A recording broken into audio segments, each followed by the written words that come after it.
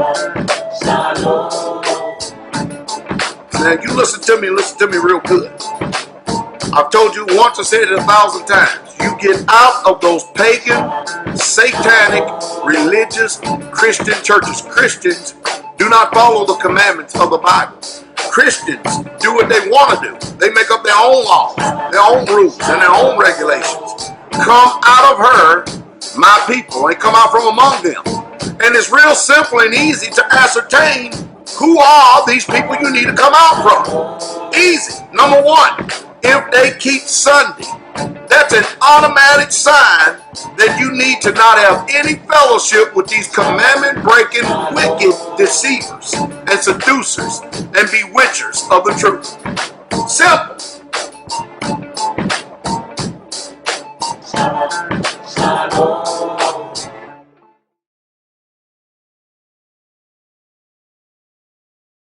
Oh, the screen.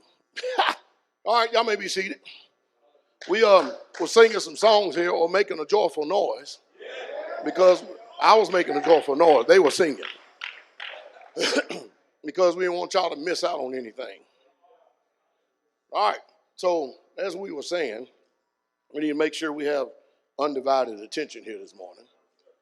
And you can still be here and not be here. That making sense?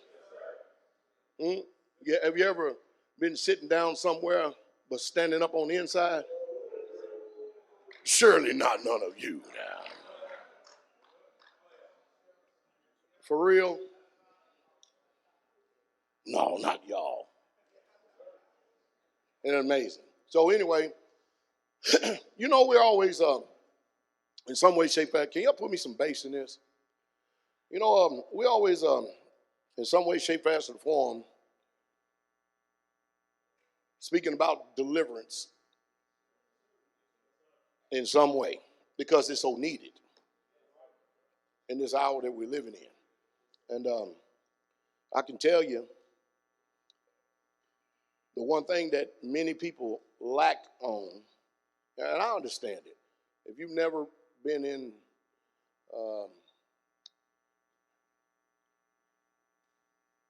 the military where you was actually, going into a hot LZ, or if you've never been on the gridiron playing ball or nothing like that, you wouldn't really truly understand. But I got to help you out here for a little bit. Y'all want to be helped? Now, I understand that we're supposed to know our Yah. Is that right? But the biggest detriment that we're dealing with today is that we don't know our enemy. We don't study our enemy. What TJ at?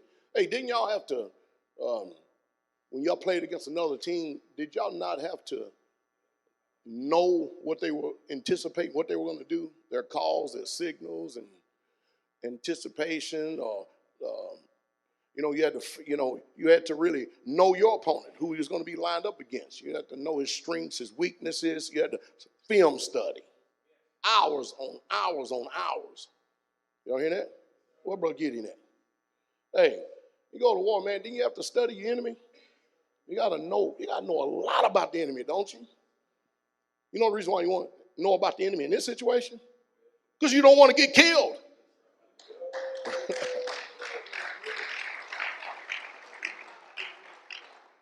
Are y'all hearing me? Maybe it's the first time you ever heard it. This ain't like playing Madden.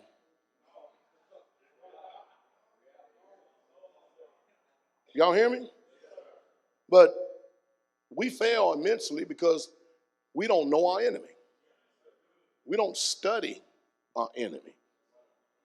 We should be studying our enemy and knowing his tactics, knowing his ways, so that nothing comes up on us as a surprise.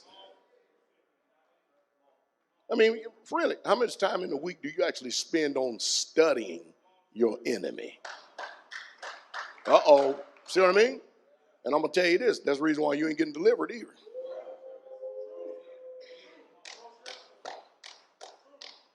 How can you get delivered from something that you don't know?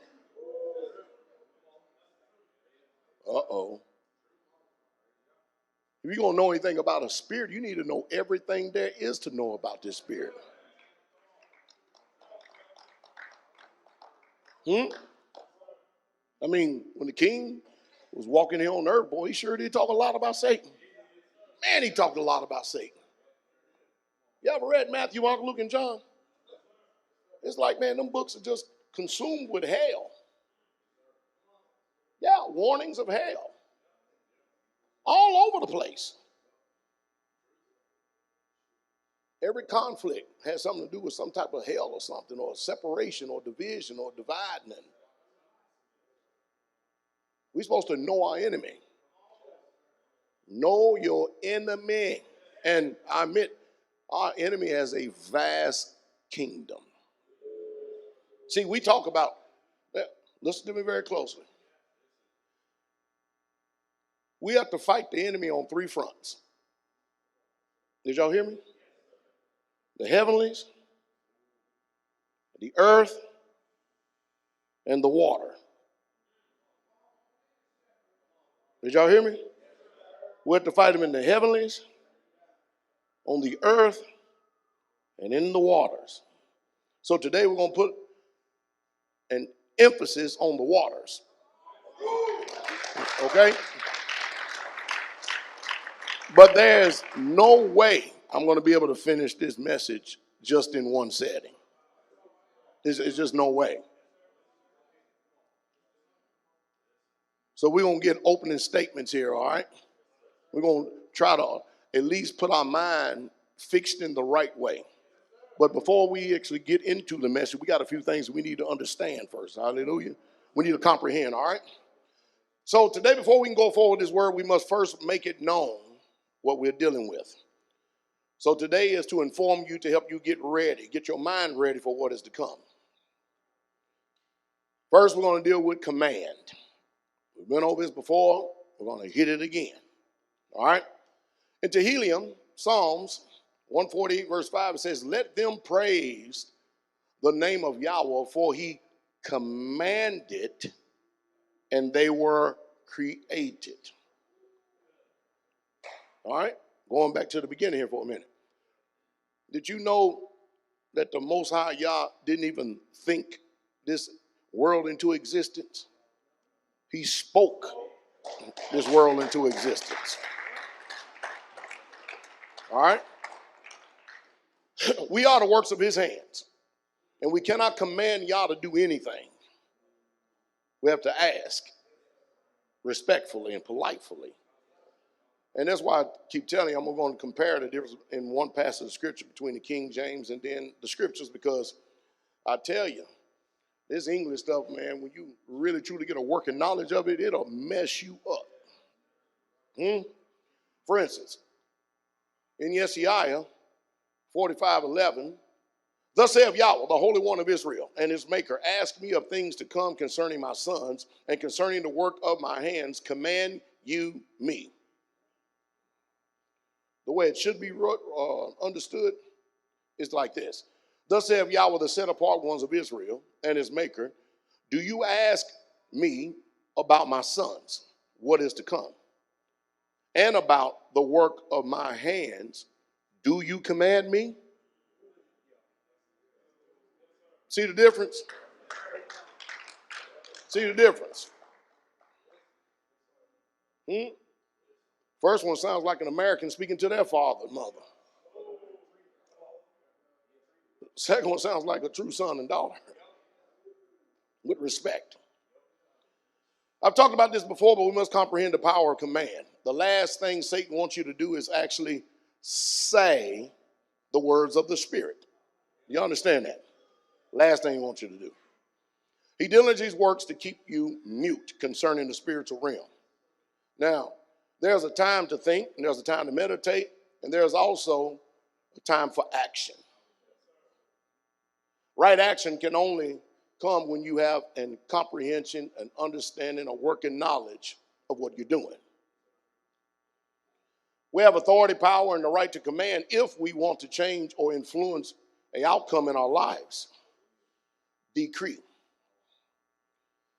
Job 22:28. You shall also decree a thing. Did y'all hear that? You shall also decree a thing. So right here, here's motivation to do more speaking.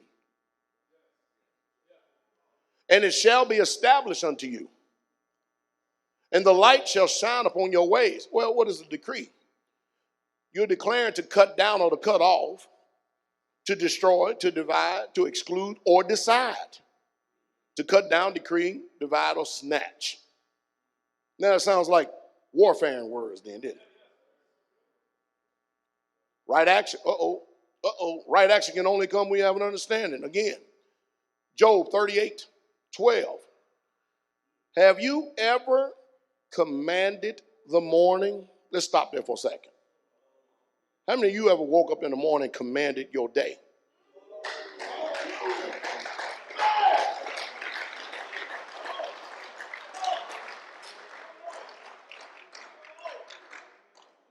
Decree, declare. Today I'm going to be walking in the blessings of Yah.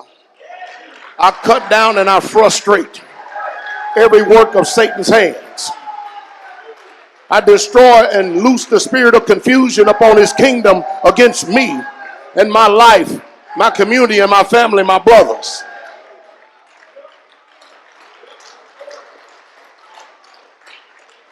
See what I mean? Don't you think that's something you need to start doing? That's what he's talking about. That's what you're taking hold of. You're commanding the morning. Y'all getting this? So have you ever commanded the morning and caused the dawn to know its place? So how many of you waking up in the morning have made a declaration for the day ahead? Speaking prophetically, your desired outcome for the day. I won't be confused. I won't be confounded today. I will be glad that the Most High Yah has made me this morning. Decree, declarations. You understand what I mean? Sadness and heaviness will be far from me this day. Nothing but the joy of Yah will be my strength.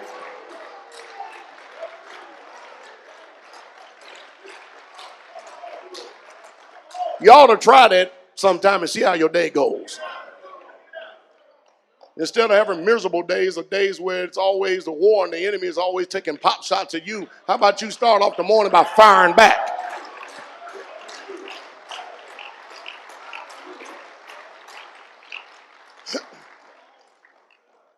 Revelations 12:12. Therefore rejoice ye heavens, and you that dwell in them. And woe to the inhabitants of the earth and of the what? We mostly spend time focusing on the earth. If there's woes on the earth, there's also woe on the sea too, right? For the devil has come down unto you having what? Great wrath, because he knoweth he had but a what? Now to us, we think thousands of years is a long time, but in eternity, this is a very short time. This is an extremely short time. The king is coming back again as we as Israel must prepare to sanctify ourselves and get ready for his coming. But until that time, the enemy is still working on stealing, killing, and destroying. So let's go over this verse. We use it all the time, but we're going to slow it down for a minute and get a good comprehension, okay? Lucas 10:19 says, behold, I give you power to tread on serpents and scorpions, and over all power of the enemy, and nothing shall by any means do what? Hurt you. Is it really talking about serpents and scorpions? Serpents. A snake. A type of sly, cunning. Watch this one. Watch this one. An artful, malicious person. So it's a person that is a snake. But they're very artful, malicious person, especially Satan the serpent. But it's not just talking about just Satan the serpent. It's talking about a person. Y'all getting this?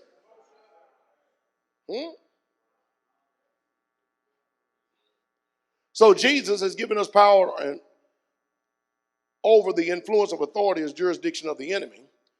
But you do not have the power, any power that you cannot declare. You understand that, right? If you can't declare the power, you don't have it. So he goes on to say, and this way it should read, behold, I give you power to tread on serpents, an artful, malicious person, a deceitful, cunning, crafted, wicked human being.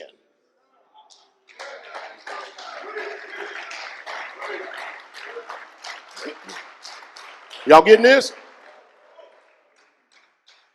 And scorpions. And over all the power of the enemy, and nothing shall by any means hurt you, right? So what is scorpions? Or what are scorpions? All right? Scorpions. They always put this obsolete stuff in there. Don't pay no attention to Strongs, all right? Strength out of the basis, we're going to go here, the 4649. And meaning to what? Pierce. Scorpions from its sting. So, main word, pierce, meaning to pierce. Are you following me? So if a natural scorpion sting, it has to what? Pierce you. Is that right? All right, but look at this. So it changed to 4649. Look what it says about skeptic. Who would ever associate being pierced with someone being a skeptic? Causing you to cast doubt or unbelief.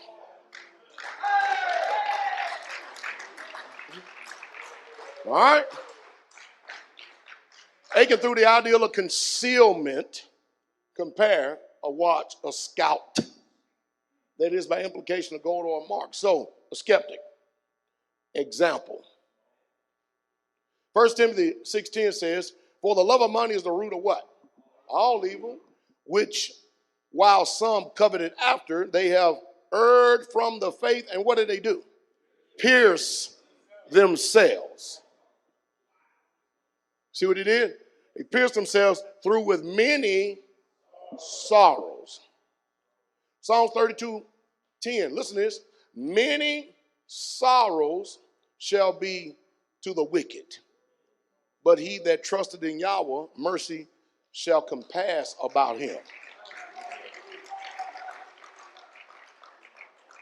So pierce, sorrows, hardships, annoyances. You getting this?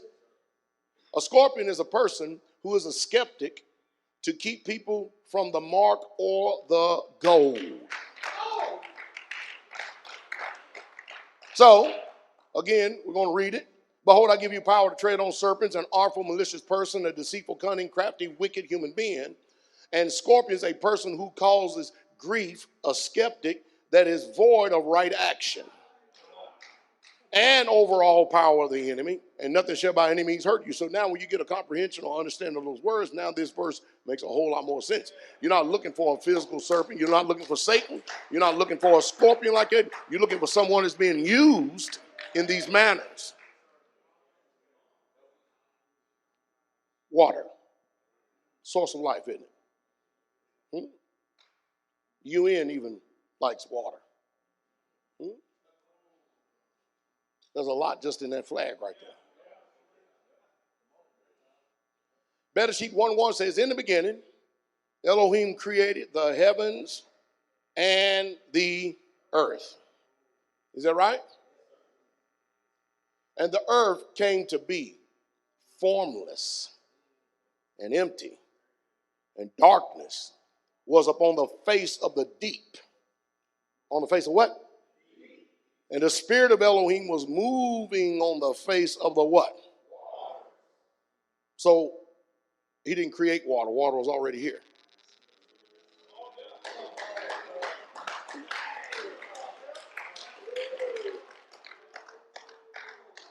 Again, let's go back again. In the beginning, Elohim created the heavens and the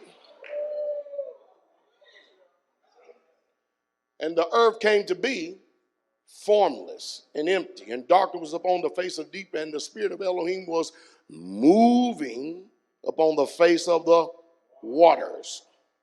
Don't you think Elohim knows the difference between earth and water?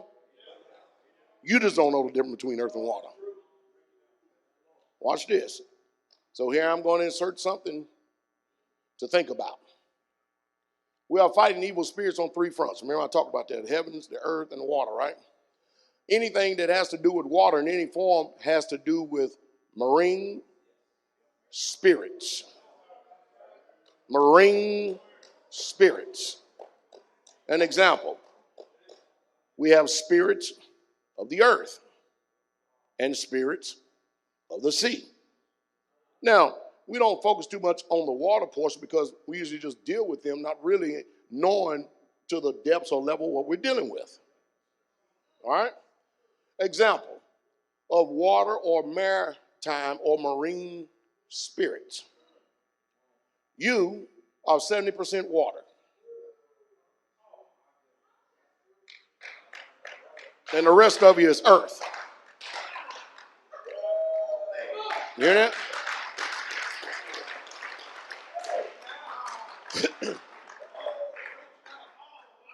So since you're 70% water, and of course, you know, when a man releases his seed, that comes from water. Remember, when they pierced the Messiah in the side, forthwith out came blood and water. All right?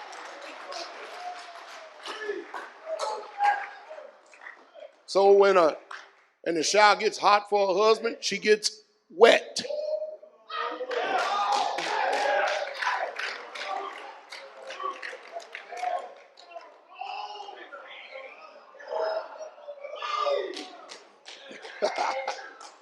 Are y'all hearing this?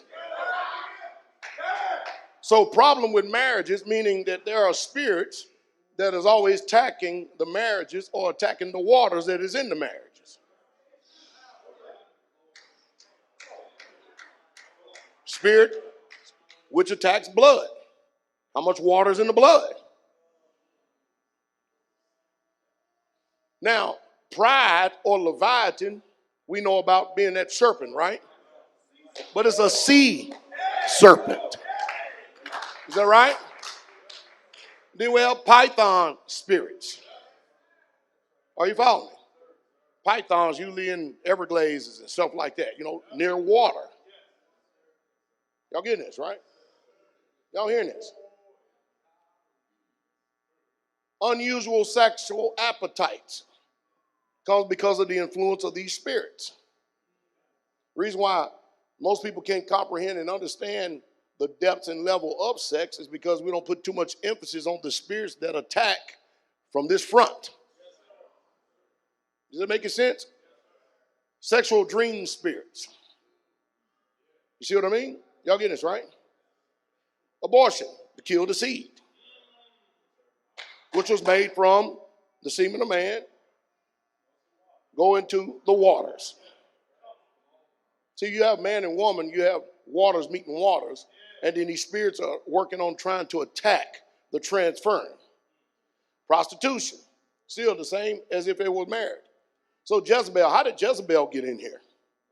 Well, we're going to figure that out, okay? Because Jezebel and witchcraft is also synonymous with water. Example of spirits in the heavens. Oh man, how'd that happen? Anyway, but the spirit of Yahweh departed from Saul, and an evil spirit troubled him. Where did the spirit come from? This one didn't come from the waters. This one didn't come from the earth. This one came from heaven. Are you getting that? Satan, even though he walks up and down to and fro in the earth, when he attacked Job, he attacked it from the position in heavenlies because he was speaking to the Father there. Is that right? So, the spirit of fear, heaven spirit, heavenly spirit, lion spirit, heavenly spirit, accusing spirits. In the atmosphere, Satan is the accuser of the brother. Is that right? The prince and power of the air, heavenly spirits. Emphasis added. Examples of spirits of the earth. Envy. Your feet is on this earth, right? But envy ain't up in the sky. Envy is on you. Jealousy. Earth. hatred, murder, earth. Idolatry and bitterness, earth. Examples of the spirits of earth which are good: love, joy, peace, long suffering. Ever heard them before? Meekness. They're just good spirits too now. Water always has been, but what is the significance of water in the context we're using it in this Sabbath? In Bereshit 1:6, and Elohim says, let an expanse come to be in the midst of the waters, and let it separate the waters from the waters. Separate the waters from the waters. You getting that? Firmament. Is everybody all right?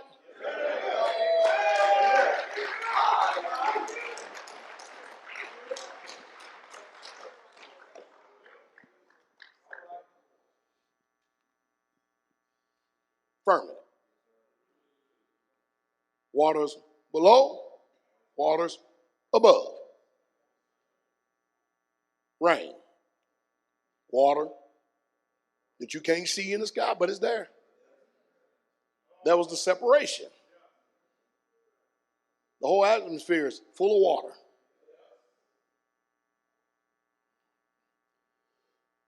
Firmament, extended surface. Y'all ready for this? Look at this. Expanse. Look at this. Flat as base. Support, firmament. A vault of heaven supporting waters above. Considered by the Hebrews as solid and supporting waters above. Sure is nice when you get a little education, don't it? Again, properly an expanse, that is the firmament. 1:6, King James. And Yah said, let there be a firmament in the midst of the waters, and let it divide the waters from the water. Sure is a lot going on, isn't it? All this water. And Yah made the firmament and divided the waters which were under the firmament, heavens, is that right? From the waters which were above the firmament. And it was so. And Yah called the firmament heaven. And the evening and the morning were the second day. Some agree, some disagree. Who knows? I know one thing. Looks like a circle to me. Don't the scripture say he that sat on the circle of the earth? Waters above.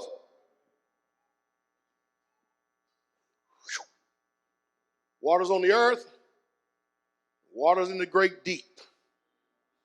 And where's Sheol? In the belly of the earth. Is that right? Where do you think all this rain come from? You know, it used to be that mist would come up out of the ground.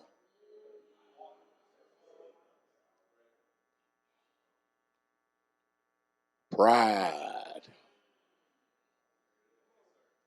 Woo. Ecclesiasticus, Sirach, 10:12. The beginning of pride is when one departed from Yah, and his heart is turned away from his maker.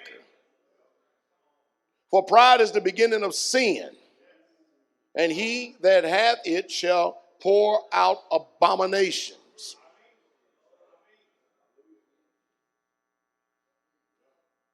And therefore Yahweh brought upon them strange calamities and overthrew them. Yahweh have cast down the thrones of proud princes and set up the meek in their stead.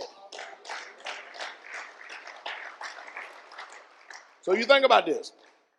And in the day, Isaiah 27:1. Yahweh with his sore and great and strong sword shall punish Leviathan. Isn't Leviathan the king over all the children of pride?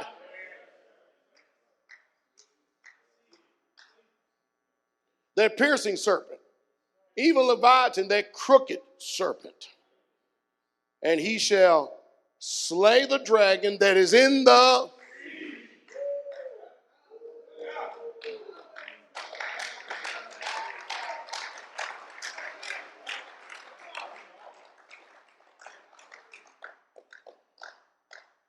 Job 41:1.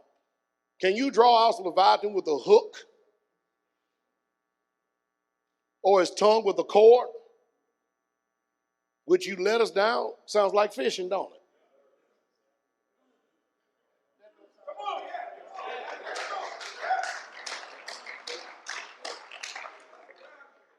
Believe it or not, in the witchcraft kingdom, they do a lot of stuff with water on the sea. And that water. They do. Can you put a hook into his nose or bore his jaw through with a thorn? Don't that sound like fishing? The real problem with us is the people, we do not know our enemy.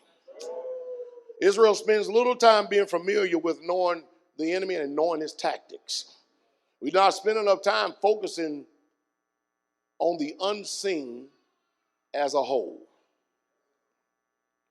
2 Corinthians 4:18 says, while we look on not on the things which are seen, but on the things which are not seen. For the things which are seen are temporal, but the things that are not seen are eternal. But who sees Leviathan? You can't just point to a picture of what this serpent looks like. You understand what I mean?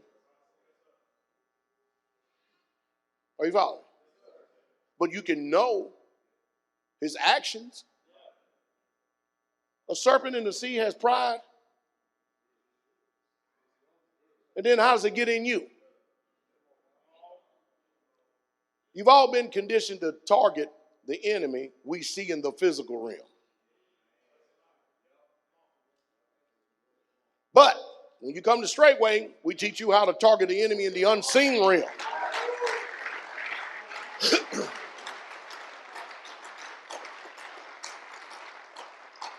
Psalms 18:11 says, he made darkness his secret place.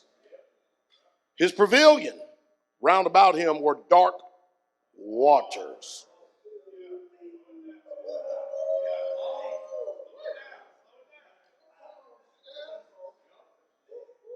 And thick clouds of the sky. Don't you think his water is pretty significant? At the brightness that was before him, his thick cloud passed, hailstones and coals of fire. Yahweh also thundered in the heavens, and the highest gave his voice, hailstones and coals of fire. Yea, he sent out his arrows and scattered them, and he shot out lightnings to discomfit them. Then the channels of waters were seen, and the foundations of the world were discovered at thy rebuke. Meaning when he says, let the earth come forth, it came up out of the waters. When it's saying rebuke, it's saying at his word. Yahweh at the blast of the breath of his nostrils. Meaning he spoke it. You just got to get past this crazy English stuff. You understand what I mean?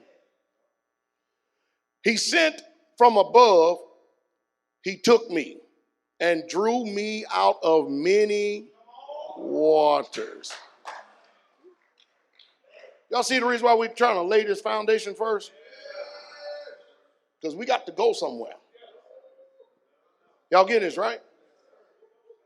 Because there's a lot of spirits. No wonder it seems like that we always revisit some of these spirits because we don't have a good understanding of them. We're on this earth trying to fight spirits on the earth when the damn spirits come from the water.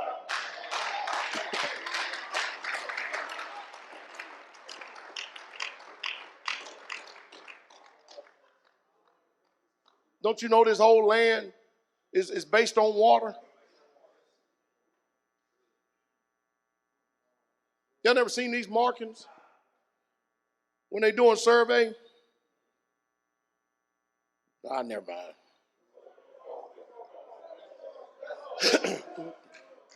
He delivered me from my strong enemy and from them which hated me, for they were too strong for me. Now, remember, got a vision, a dream, Daniel in the kingdom. And let's look at how he spoke about this. In the first year of Belshazzar, king of Babylon, Daniel had a dream and visions upon of his head upon his bed. Now remember, this is when the intelligent Hebrews was taken captives and all the low-based people was left back. And they could tell that, these were some studious people, some educated people, so they had them high up in the kingdom to help them. The rest of you just be happy with a shovel in your hand. Maybe that's your ceiling.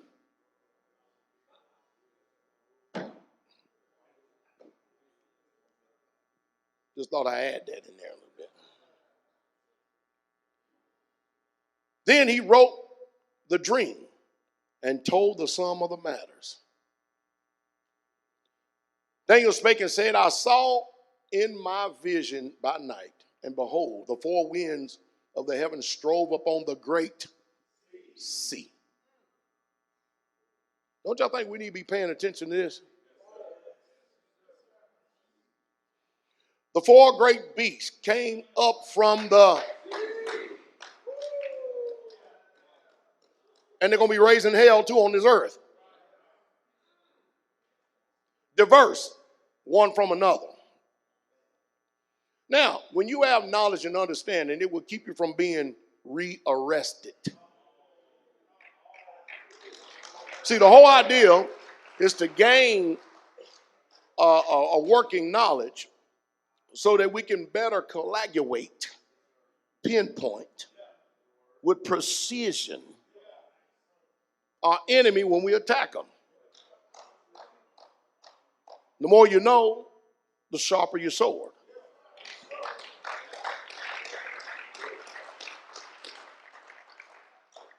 Let's go back to Egypt for a moment. Was Moses a very powerful prophet? Moses was, wasn't he? Yet as powerful as he was, Israel did not receive any deliverance without strong resistance. Pharaoh did not let the Israelites go without strong resistance. Israel, you must put in the work. You must put the work in and be well grounded in prayer, study, and the word of God. Got to put the work in.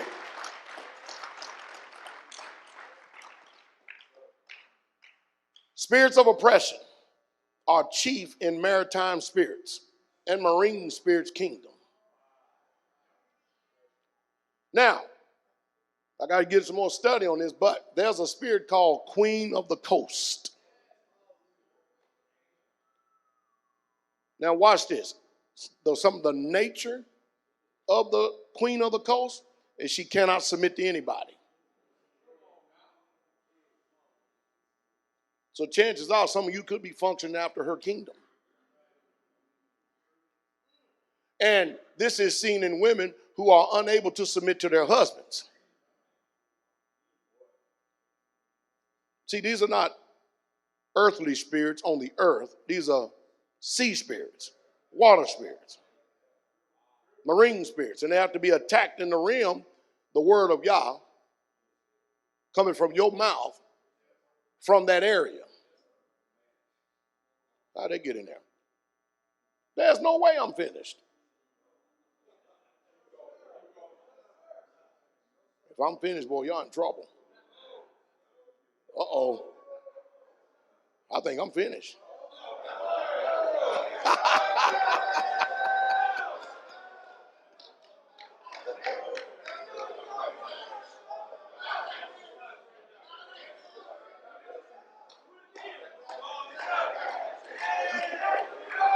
I'm finished. Yep, I'm finished for today. Let us stand.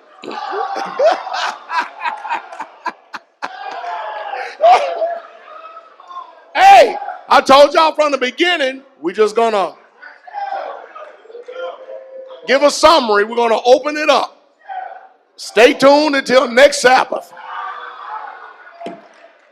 Let us stand.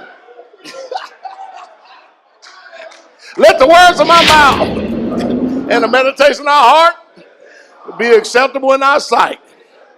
Oh, Yah, my strength and my redeemer. You're dismissed in the beautiful name of Yahshua HaMashiach, the King of glory. Hallelujah. Shabbat Shalom. The King is coming.